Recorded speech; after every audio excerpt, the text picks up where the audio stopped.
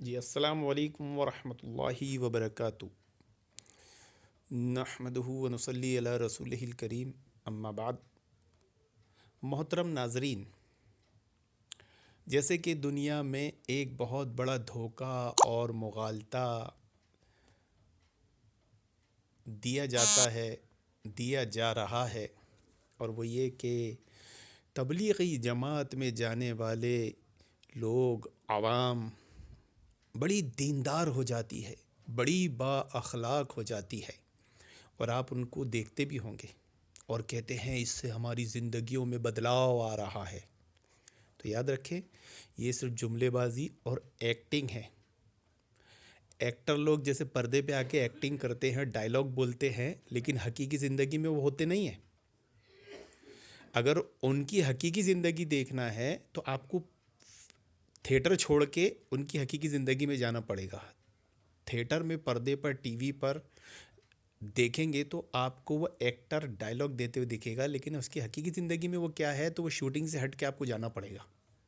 تو پھر آپ کو پتہ چل جائے گا اس کی حقیقت، کہ یہ پردے پہ تو کچھ اور تھا، بڑا ایماندار انسپیکٹر بنا تھا، بڑا ہی دیش بھکت بنا تھا، لیکن اپنی حقیقی زندگی میں تو ایک نمبر کا بے ایمان اور غدار ہے۔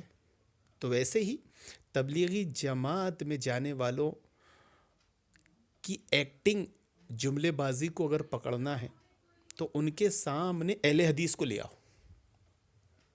بس اہل حدیث کے سامنے آتے کے ساتھ ہی وہ اپنی ان ایکٹنگ، اپنے اس بہروپیہ لباس کو فوراً اتار دیں گے، اور پھر وہ اپنا اصلی روپ دکھائیں گے۔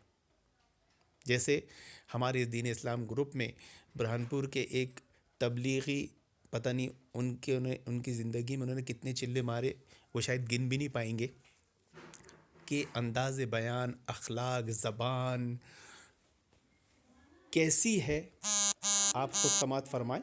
اور انہوں نے یہاں تک کہ جوش اور جذبات میں حضرت عمر رضی اللہ عنہ پر جھوٹ تک بول دیا۔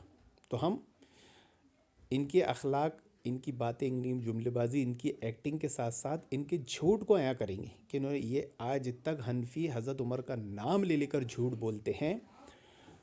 تو کیسے جھوٹ بولتے ہیں، کیا جھوٹ بولتے ہیں، آئیے ہم سناتے ہیں، دل تھام کے سنیں۔ اور مسجد میں اللہ کے رسول صلی اللہ علیہ وسلم نے اور کتنی بار دینا، تمہارے ساتھ کسی وقت طلاق دے دیا تو یہ پہلے والے مرد کے لیے پھر جائز ہوں گی۔ کتنی بار دینا بھائی، کتنی بار دینا؟ تمہارے شریک ہم کو یہودیوں سے تنخواہ نہیں ملتی ہے کہ ہم لگے رہے اس میں، ہم یہودیوں کے ایجنٹ نہیں ہے۔ اور مسجد میں اللہ کے رسول صلی اللہ علیہ وسلم نے عورتوں کو جانے کا حکم نہیں دیا، ہاں، کہ عورتیں مسجد میں جا کے نماز پڑھیں، بلکہ جائے تو جانے دو۔ کیا بول رہے ہیں؟ ان کا علمی معیار دیکھیں، یہ ہے تو مقلد، لیکن مسئلہ ایسے بتا رہے جیسے بہت بڑے مجتہد ہوں، اور جبکہ ان کا ماننا ہے کہ اجتہاد کا دروازہ امام ابو حنیفہ پر بند ہو گیا ہے۔ اب جب تم نے دروازہ 1400 سال پہلے بند کر دی تو تم یہاں اجتہاد کیوں کر رہے ہو بھائی؟ یہ جتنی باتیں کر رہا ہے بیچارہ اجتہاد سے کر رہا ہے۔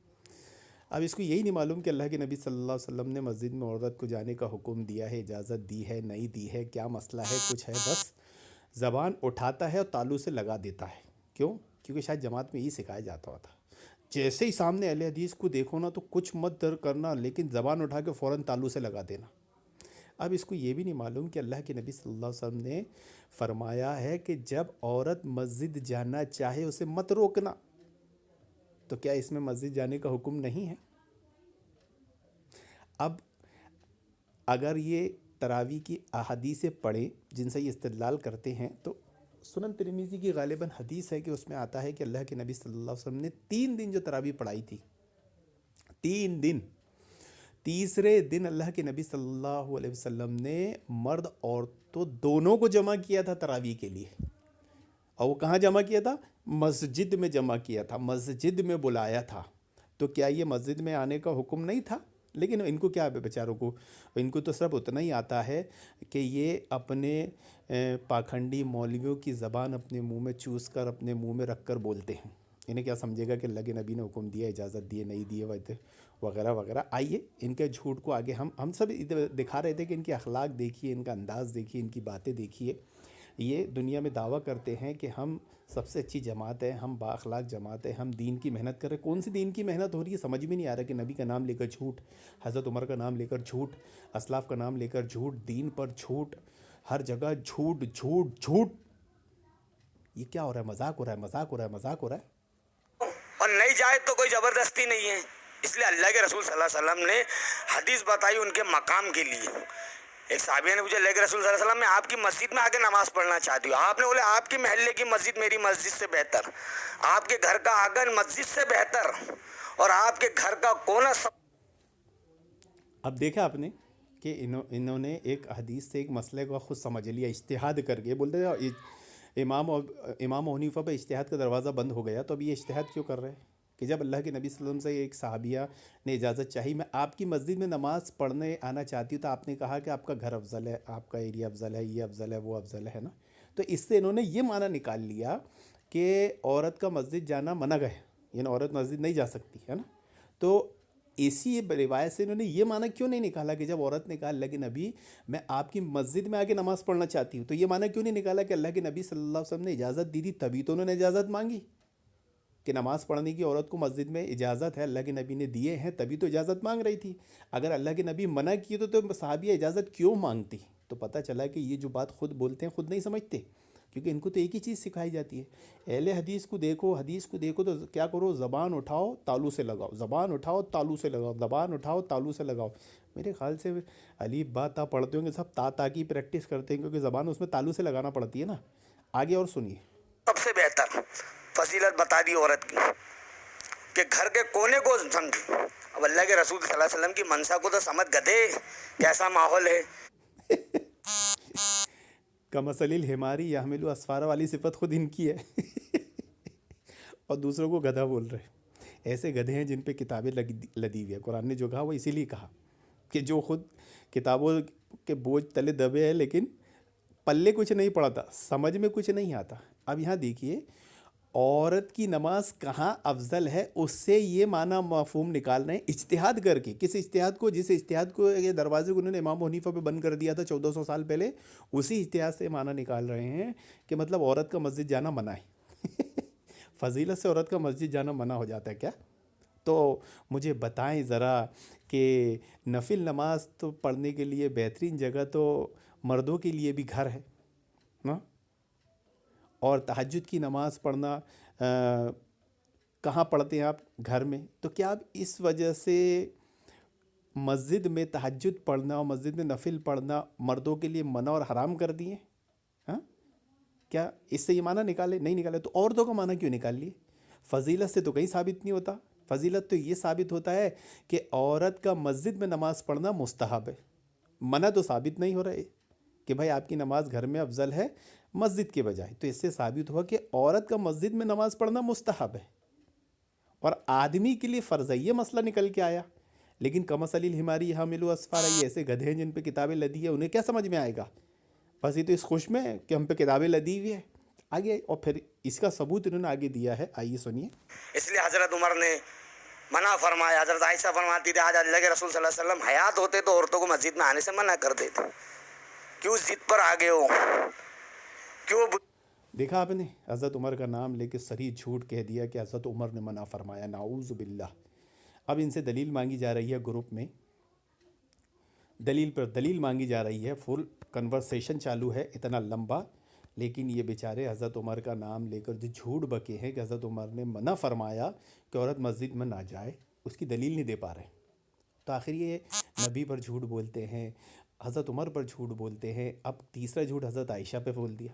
حضرت عائشہ نے ناراضگی کے طور پر ایک اپنی رائے کا اظہار کیا کہ اگر اللہ کے نبی صلی اللہ علیہ وسلم زندہ ہوتے، حیات ہوتے، ہے نا، تو عورت کا مسجد میں جانا روک دیتے، عورت کو مسجد سے روک دیتے۔ بھائی یہ ان کی رائے ہے، یہ ناراضگی والی رائے ہے۔ کچھ اعمال انہوں نے ایسے دیکھے، ضروری تھوڑی کہ اللہ کے نبی ہوتے تو روک دیتے۔ اگر اللہ کے نبی صلی اللہ علیہ وسلم کو نہیں معلوم تھا یہ بات، ہے نا، حضرت عائشہ کی بات سے تو پتہ چلا، لیکن اللہ تعالیٰ کو تو معلوم تھا نا۔ کہ آپ کے نزدیک اللہ تعالیٰ کے علم میں یہ بات نہیں ہے کہ آگے عورتیں یہ کرے گی؟ مسجد میں جانا اور مسجد سے روکنے کا حکم تو دے گا اللہ تعالیٰ، تبھی تو اللہ کے نبی صلی اللہ علیہ وسلم دیں گے. تو اگرچہ اللہ کے نبی صلی اللہ علیہ وسلم کو نہیں معلوم تھا کہ آگے کیا ہوگا، لیکن اللہ تعالیٰ کو تو معلوم ہے نا. تو پھر اللہ تعالیٰ نے نہیں روکا تو اللہ کے نبی صلی اللہ علیہ وسلم کیسے روکتے؟ یہ حضرت عائشہ رضی اللہ عنہ کی ایک ناراضگی والی رائے ہے. اور اس سے یہ معنی مفہوم اجتہاد کر کے نکال لینا کہ عورت کا مسجد میں جانا منع ہے، یہ بتائیں کتنی کتنی کتنی یعنی اجتہاد کرنے میں بھی کتنی جہالت ہے. اور کون سا اجتہاد؟ جس اجتہاد کو دروازے کو انہوں نے 1400 سال پہلے امام ابو حنیفہ بند کر دیا، آج کھول کے خود اس میں سے جھانک کے اجتہاد کر کے واپس دروازہ بند کر لے رہے. تو آپ نے دیکھا صاف سری جھوٹ نبی کریم صلی اللہ علیہ وسلم پر، حضرت عمر پر، حضرت عائشہ پر کہہ رہے ہیں، بک رہے ہیں، ایسے اخلاق ایسی زبان سے بات کر رہے ہیں.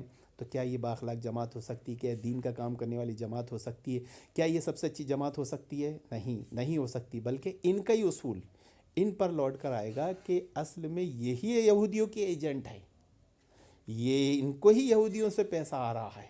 یہ جو کہتے ہیں نا ہمیں ہماری جماعت کو اللہ تعالیٰ چلا رہا ہے، تو اصل میں ان کی جماعت کو یہودی چلا رہے ہیں.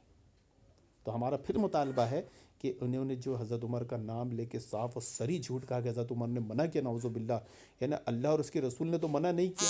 اور اس کی گواہی خود حضرت عائشہ فرما رہی ہے کہ اللہ کے نبی اگر حیات ہوتے تو، یعنی اللہ کے نبی نے تو کہیں منع نہیں کیا، تو حضرت عمر نے منع کر دیا نعوذ باللہ. تو کتاب و سنت کے خلاف جاتے ہوئے حضرت عمر نے نعوذ باللہ عورت کو مسجد میں جانا، عبادت کرنا منع کر دیا. یہ حضرت عمر پر کتنا بڑا جھوٹ بہتان ہے. اب ذرا بتائیں حضرت عمر پر یہ جھوٹ اور بہتان یہودی کے سوا، یہودی صفت کے سوا کون بول سکتا ہے؟ یہودیوں کے ایجنٹوں کے سوا، شیعہ رافضیوں. یہودیوں کے ایجنٹ کون ہے؟ یہودی نسل سے کون آئے ہیں؟ عبداللہ بن سبا کی نسل کون ہے؟